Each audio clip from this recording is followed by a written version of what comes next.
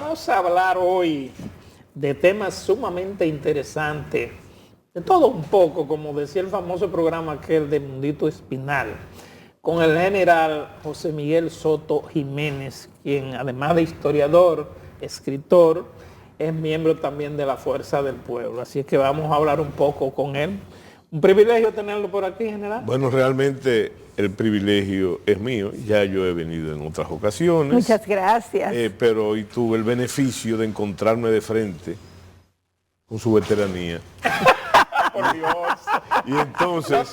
No. Oye, y yo le dije algo que es cierto, ¿verdad? Sin entrar en el tema de las edades. Yo le dije que nosotros crecimos juntos. Crecimos juntos en el buen sentido de la palabra. Él en su actividad, yo en la mía, que como ustedes saben era el ejército.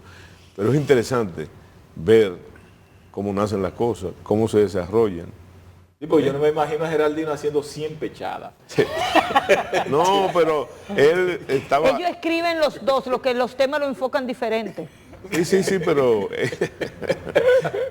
y tú persistes todavía. No, porque una de las partes que yo admiro suya, yo le voy a ser sincera, una de las cosas que yo admiro suya, es cuando usted se quita el uniforme y entra en el proceso del hombre romántico que habla y escribe bonito. Bueno, eso me lleva a un gran poeta, Darío, que decía, ay del que no sea romántico, que se cuelgue del árbol, del pino más alto.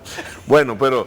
Las noches con usted antes eran muy chulas. Sí, lo importante es que estoy con ustedes aquí en un espacio que yo valoro mucho por la articulación de las ideas, pero además, entonces, no puedo dejar de meter mis anuncios, ¿verdad? Sí. Y decir que un saludo muy dominicanista a toda la audiencia de este espacio, un saludo muy pueblista y muy leonelista también a esa misma general, audiencia. Sí. Yo quiero llevarlo a usted al plano internacional primero que nada. Sí. Yo he dicho, y se lo he dicho a muchas personalidades, que el conflicto que se está dando en la zona de la Franja de Gaza con Israel y los palestinos es más complicado que el conflicto entre Ucrania y Rusia. ¿Por qué? Porque yo digo y sostengo que esto envuelve todos los pueblos árabes. Sí, pero estamos todos, pero no solamente eso. Yo pienso, y yo tengo pero desde el principio, yo creo que fui el primero que invitado a un evento en Santiago que organizó, creo que fue, sí, que sin el creo, que organizó Rafaelito Núñez. Estamos hablando a 2 o 3 días del conflicto. Él hizo un panel allá en Alianza Cibaeña y entonces, mientras todo el mundo apostaba, en esa época, recuerden el momento, de que estábamos al borde de la Tercera Guerra Mundial, yo dije que no, ni que se iba a generalizar el conflicto y que tampoco había un peligro nuclear. Cosas aventuradas. Y además que el conflicto no iba a ser corto, que iba a ser largo. Yo decía que eso era la repetición. Conflicto Ucrania-Rusia. Sí, okay. Que era la repetición de una nueva Guerra Fría. Y el conflicto que usted está diciendo, y en los parámetros que usted lo está diciendo, que es el conflicto israelí, tengo que tener pinza de decir palestino, sino de Hamás, y otras organizaciones. Es otro evento más de esa nueva Guerra Fría, porque recuerden en el contexto de la Guerra Fría, primera condición, las potencias, los Estados Unidos y la Unión Soviética nunca se enfrentaron. No. Entonces, ahora bien, se enfrentaron con interpuestas personas o de manera aislada. Por ejemplo, la Guerra de Vietnam fue parte de la Guerra Fría, sí, pero también parte de la Guerra Fría fue la Guerra de los 6 días y parte de la Guerra Fría fue la Guerra de Yom Kippur y la Guerra de Angola, conflictos gravísimos. Y fíjese, nunca estuvimos más cerca de un conflicto nuclear, no por allá, sino por aquí, con la crisis, en la crisis de los misiles, sí, cuando al decir de la lógica, y si tú estudias un poco de geopolítica, te vas a dar cuenta que realmente Cuba era un portaaviones soviético.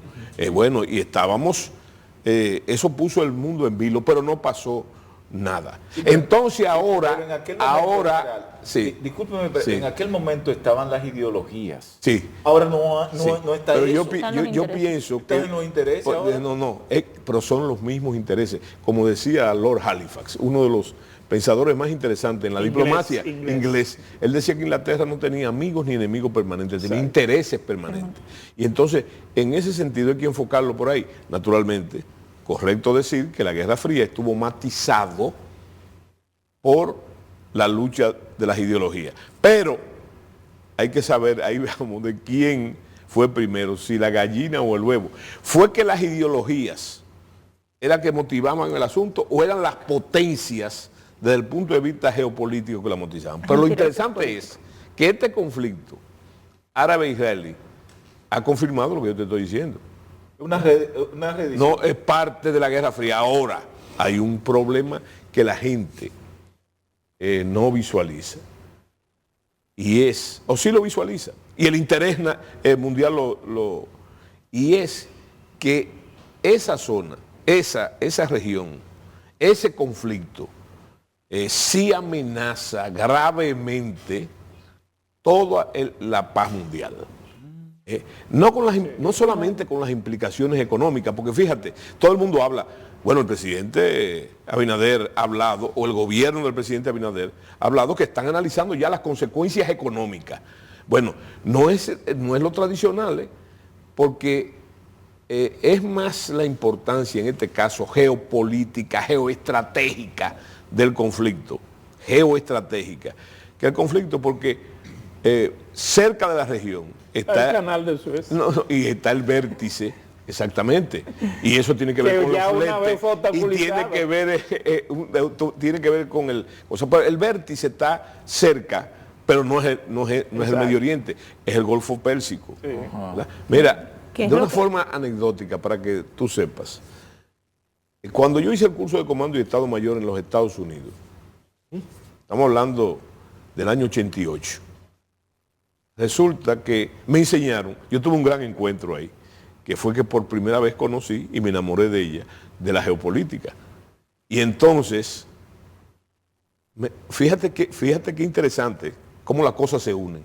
Me dijeron que habían una serie de puntos, localidades en el globo terráqueo, que eran fuente permanente, no solamente de interés, sino de conflicto. Y entonces, fíjate quiénes estaban. En esa época, situense en el 88, ¿sí? Al borde de terminarse formalmente con el rompimiento de la bipolaridad, la Guerra Fría. Mire, ahí estaba. Primero, el Medio Oriente. Que por cierto, déjeme decirle qué curioso, para que tú veas la fuerza de la geografía. Alguien dijo que la historia no era más que la geografía en movimiento. Fíjense una cosa.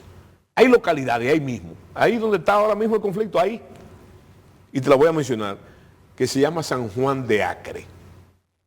San Juan de Acre es una posición geográfica cerca de Jerusalén, cerca de Jerusalén, donde se pueden contar más de 20 o 30 batallas en el mismo sitio en la historia de la humanidad. Y se llama San Juan de Acre porque fue una victoria de Napoleón Bonaparte ahí, que él se sintió sumamente emocionado como guerrero, ¿verdad? Porque ahí ahí lucharon Alejandro y el rey Darío. Eso fue cuando la campaña de Egipto. Cuando la campaña de Egipto, que él fue a pie con su ejército ahí a combatir. Bueno, pero así han pasado muchas veces y eso pasa con las regiones. Entonces, ese conflicto, naturalmente no es nuevo, es un conflicto persistente y antiguo, más antiguo de lo que la gente se piensa, que se repite ahora. Ahora bien, hay una serie de acondicionantes. Por ejemplo, yo te voy a decir uno de los acondicionantes que es grave. Vamos a ver si no, fíjate que, y yo te lo voy a decir con lo que, siguiendo la prensa, mira, resulta que tenemos que irnos a la guerra de Yom Kippur. En la guerra del 73. En la guerra de Yom Kippur pasó lo mismo, como dicen los analistas judíos ahora, que nos cogieron con los pantalones abajo. Y, el uso de la sorpresa. Perdón, general, y hay una coincidencia, comenzó el mismo día. No, El exactamente. 6 de octubre comenzó este, Claro, y el 73 comenzó el 6 de claro, y octubre. creo que hace Y lo agarraron 51 de la años. misma manera. Hace 51 años. Y pasaron las mismas cosas. Y el tema religioso. Pero hay una diferencia. Y la base religiosa. No. Óyeme lo que pasa. Porque jamás es un grupo encasillado como terrorista, ¿verdad? Pero jamás es un grupo de fundamentalismo religioso. Además, que hay un problema que yo veo que no se maneja adecuadamente y hasta se maneja ambiguamente. Estoy hablando de los medios de comunicación. Sí. Señores, el caso de Palestina. Hay una película, no sé si ustedes lo vieron, de un organismo de ciencia ficción que se mete en el cuerpo de alguien, se cría ahí y después sale monstruoso. Yo pienso que ese es el caso de Hamás con Palestina. Porque cuando tú hablas de la Franja de Gaza, naturalmente es Palestina, pero Hamás está más allá del concepto nacional de los palestinos. ¿Me explico? Y hay otros grupos. Por ejemplo, lo mismo pasó, para que ustedes comprendan lo que estoy diciendo, con Hezbollah y el Líbano. Hezbollah y el Líbano, sí. Con el detalle que hay una cosa que me llama mucho la atención a mí, que Hamás en la Franja de Gaza era una de las partes más pobres de Palestina, lo que se llama de la Palestina, que tiene que ver también con otro estatus diferente al de Cisjordania.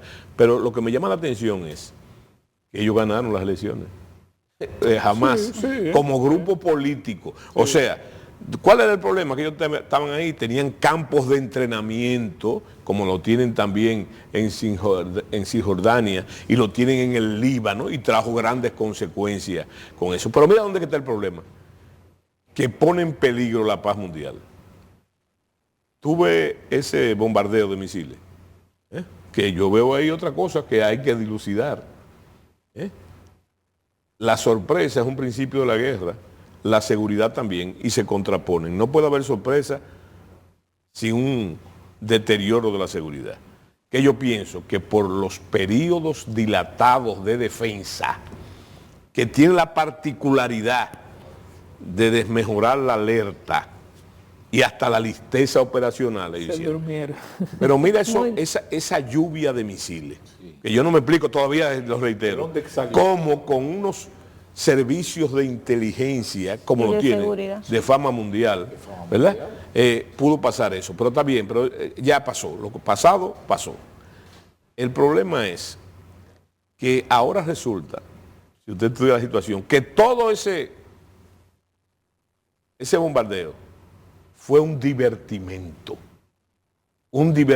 porque Israel tiene, le voy a explicar que Israel tiene está relacionado con lo que voy a decir, una especie de cúpula, ellos le llaman la cúpula de hierro, de intersección de misiles. En un gran ataque hay siempre un porcentaje que llega a sus blancos, pero mínimo. ¿Verdad? Pero ¿qué pasa? Eso ¿qué hace eso? Conterna la población, suenan las sirenas, las explosiones, de las intersecciones, y entonces ¿qué sucede? Que aprovecharon eso para penetrar en grupos, vamos a llamarle de comando terrorista, usaron hasta parapente, que los parapentes no son chequeados por los radares y nada de eso. Y entonces hicieron lo que hicieron, ¿verdad? Ahora bien, yo no voy a entrar en lo que hicieron. Yo voy a entrar, que fue una barbaridad atroz, ¿verdad? Ahí hay una resurrección de la matanza de los inocentes. Porque ahora tú ves cosas horrorosas que decapitaron niños, cosas como esa. Que es uno de los... La misma situación que le pasó a Israel cuando ocupó Sabra y Chetila. No, pero claro. Pero fíjate un detalle interesante con eso. ¿Dónde que está el problema? Grave. La guerra de Ucrania es un paseo de niños comparado con eso. Claro, ¿Por qué? Porque ya Israel, cuando el ataque, yo no sé si ustedes recuerdan que participó Irán e Irak con los Scud, es un proyectil de soviético que tiene el problema de que se puede usar con cabezas nucleares o cabezas no. Y era un gran problema para cosas. Entonces, ¿qué pasó? Ya Israel en esa ocasión advirtió, como decía Irán que su arma nuclear tenía un nombre que era Israel, lo dijo, parece que no la tienen todavía. ¿Tú sabes lo que pasó? Que Israel dijo que si lo atacaban de nuevo con Scud, y eso paró el juego, ellos iban a usar lo más poderoso de su arsenal militar, que todo el mundo, fue una manera de decirle, no solamente situación de decir a los norteamericanos, y los norteamericanos le mandaron entonces los Patriots para interceptar. ¿Tú sabes qué? Que ellos iban a responder con lo más poderoso de su arsenal. ¿Y tú sabes qué es lo más poderoso de su arsenal?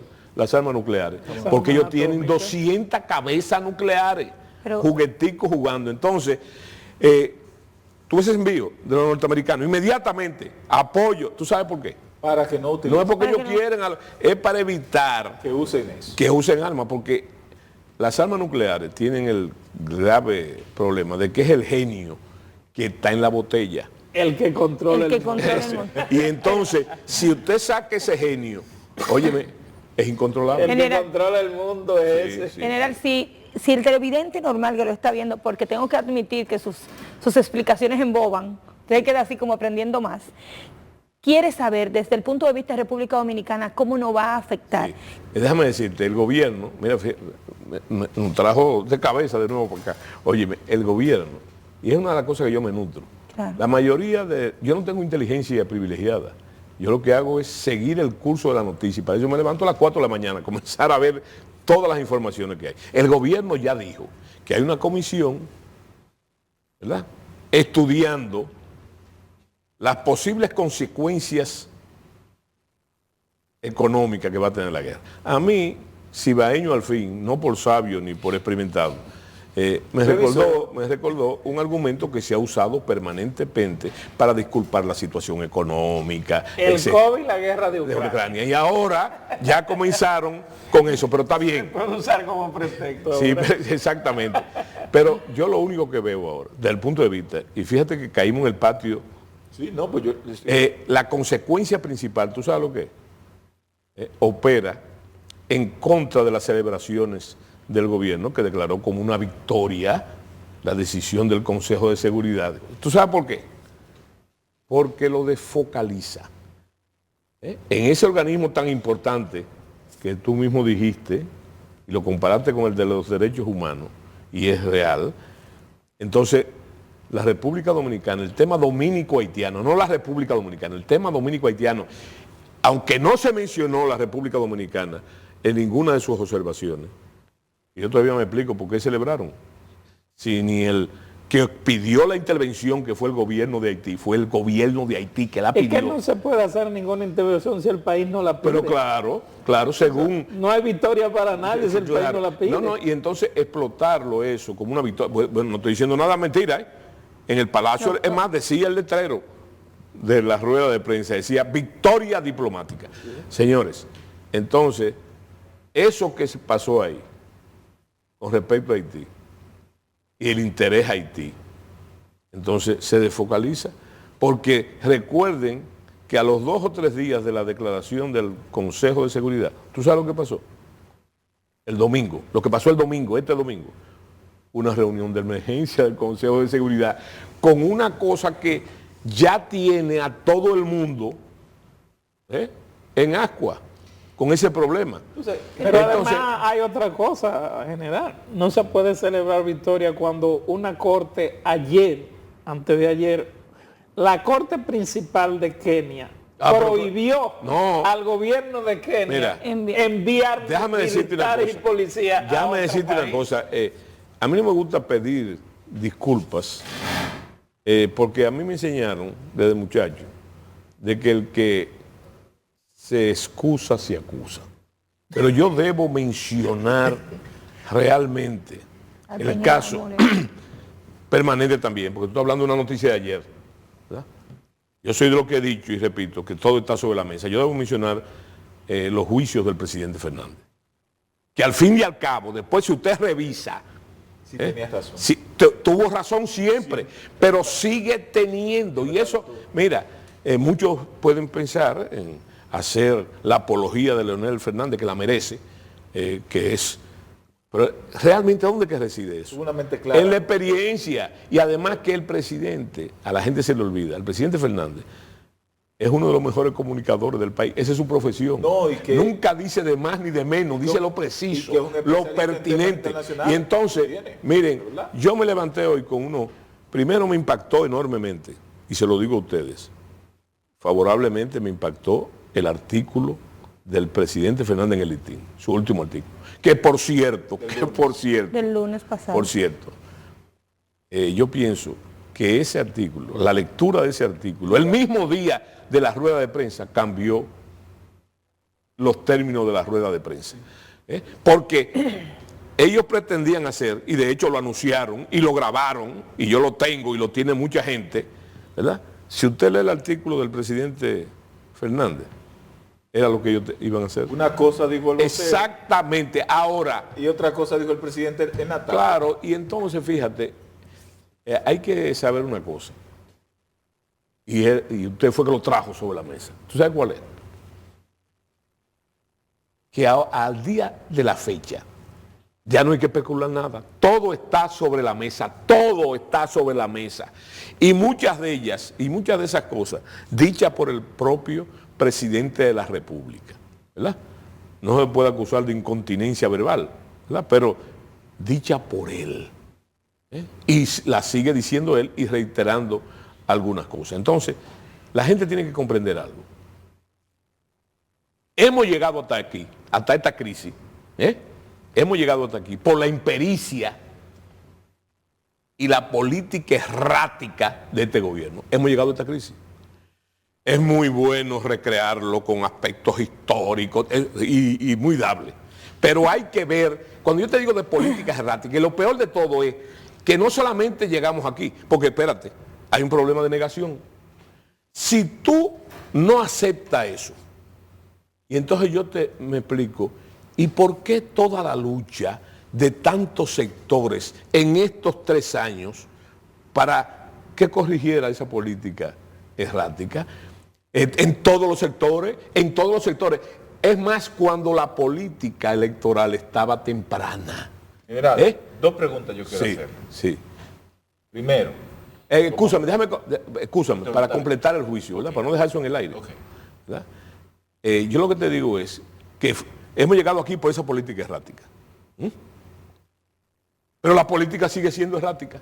Y tú sabes dónde sigue errática, no en las palabras mías, ni la suya, ni la suya, ni la suya. ¿Tú sabes dónde es errática? En los resultados. En los resultados. Porque ahora analizar las medidas, y el temperamento y la categoría de las medidas, eso no tiene sentido. Hay que ver los resultados. Y uno simple del motivo. ¿Tú sabes cuál es el motivo? Sí. El canal. Y yo te pregunto, todo lo que se hizo, ¿se paró el canal? No. entonces, Se ahí- paró, no solamente no se paró el canal, no, sino que una de las cosas que hay que tomar en cuenta, a diferencia del discurso, de la discursiva del presidente Fernández, es que el presidente Abinader logró lo que ningún político haitiano ha logrado jamás. Unificar y en una mezcla de mansos y cimarrones, bandoleros, ricos, bueno. Pobres, serios y Y necesitados. contra la República Dominicana, porque fíjate, esto se ha convertido, el tema del canal como motivo. Ustedes se recuerdan la canción aquella de que hay un motivo. Se ha convertido en una bandera de lucha, lo que se llama en estrategia la cohesión nacional, en contra de la República Dominicana. En un momento que estamos celebrando que estamos en la Comisión de los Derechos Humanos de la ONU y la República Dominicana siempre fue Mira, tachada por esa institución. Yo cometí la imprudencia, como malo en esa área. cometí la imprudencia de oírlos a ustedes antes de llegar. Óyeme, y te voy a decir algo, ustedes dijeron lo preciso. Es más, fue motivado. La victoria dominicana fue motivada porque el señor canciller dijo, el canciller dominicano, dijo que íbamos a tener por fin una posición ahí para defender nuestros derechos, ¿verdad? ¿Y si no es así? ¿Y si esa posición ahí, en el mejor de los casos, cohíbe el derecho soberano que tenemos nosotros de deportar a los ilegales. ¿Eh? ¿Y si es eso? Porque a mí me causa suspicacia que el mismo canciller, cuando habló de cierre de frontera, que fue el primero que habló de eso, y después el presidente lo acogió, me imagino que combinado, no es la palabra no combinado, lo que pasa es que el canciller es mudo de vez en señor, cuando. en la misma locución, yo no sé si ustedes recuerdan, que menciona dos cositas. Él menciona la regularización de los ilegales y menciona el cumplimiento de la ley 80-20, que también es una misión de que se ha estado violando hasta ahora. Claro, ¿verdad? Entonces, yo le pregunto sí, al estratega, sí. al hombre que tuvo en sus manos la Breve, seguridad porque se nos de está la acabando el República tiempo. Dominicana durante 4 años. Sí. ¿Perdió la República Dominicana en este conflicto con Haití? Bueno, yo no te digo si lo perdió, lo está perdiendo. Lo está perdiendo, pero fíjate, Pero usted no a la salvedad, pues, hay que justificar por qué lo está perdiendo. ¿Se cumplieron? ¿El efecto de la disuasión se cumplió? No. Ahora, puede haber otra cosa. Que todo esto no haya sido por el canal, que el canal fuera un motivo, que fuera para lo que ellos celebraron como una victoria diplomática, que era la intervención. Que yo no veo por qué lo celebraron, porque yo me tiré 3 o 4 veces, vi 3 o 4 veces detenidamente la audiencia del Consejo de Seguridad. ¿Se mencionó la República Dominicana? No, nunca. No. Sin embargo, cuando terminó, sí se reconoció, sí se reconoció todos el liderazgo de los Estados Unidos. Sí. ¿El presidente Biden habló de la República Dominicana? No. No mencionó a nadie. Entonces, fíjate, yo lo que pienso es que todo esto puede ser un artificio para hacer lo que estratégicamente se hace cuando se va a producir una intervención. Se usó el cierre de la frontera para levantar políticamente Pero claro, al gobierno. Es más, yo me hago una pregunta. Ustedes vieron- Una pregunta que tienen con la... un hijo ahí. Óyeme, que yo no canso de hacérmela. Pero no solamente ahora, sino antes. Yo me pregunto, ven acá, y esta postura, si usted quiere, celebrable nacionalista del presidente Abinader, ¿de dónde sale eso? Cuando las encuestas que ellos lo celebraron, que ellos se celebran, señores, dijeron que solamente un 4 o 5% de la población estaba preocupada por el tema haitiano, o sea, eso no era importante. ¿Por qué él comprende ahora que es importante? ¿Sabe por qué comprende? Porque el tema haitiano va a ser fundamental en las próximas elecciones. Y entonces, él hace ese giro, con grandes dificultades, porque hay contradicciones dentro del mismo gobierno que no van por esa línea, que van por la otra. Yo no te voy a decir de pro-haitiano, que es una palabra muy usada, pero en contra de los llamados intereses nacionales. O sea, en todos los partidos hay, que eso es una cosa también interesante, en todos los partidos hay nacionalistas y dominicanistas. Y qué bueno que sea así, debe ser así, ¿verdad?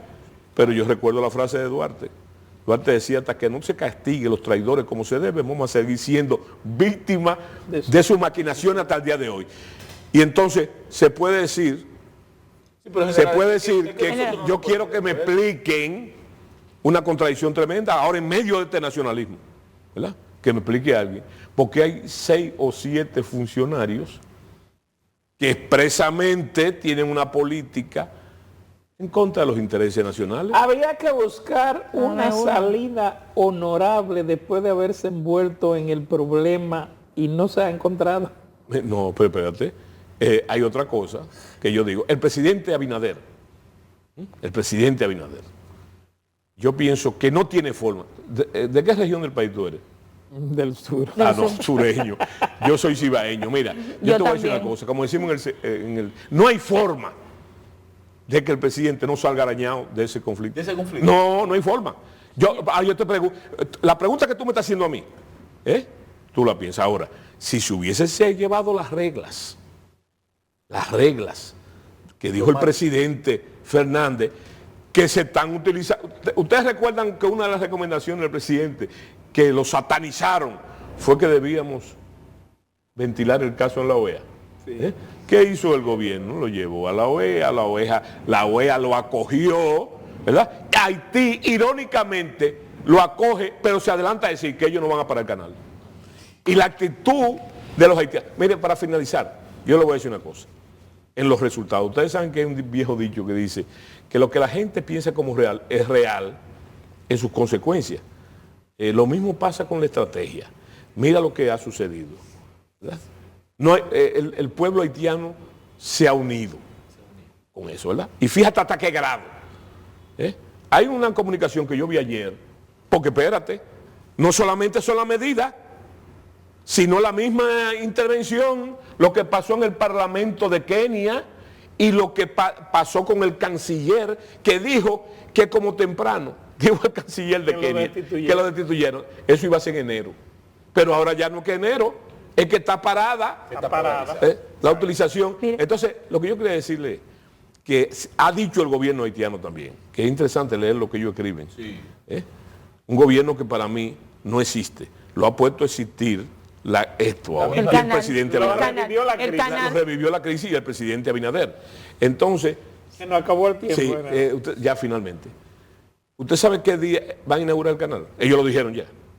Ya lo anunciaron. No, claro, el 18 de noviembre. Y tú sabes lo que es para los haitianos el 18 de noviembre, la fecha de la batalla de Bertier. Y la batalla de Bertier es la batalla clave de su independencia. Fíjate hasta qué grado en el mundo estamos. Muchísimas gracias, general. Vuelva que se nos quedó la parte militar. Muchísimas gracias. Señores, nos vemos mañana.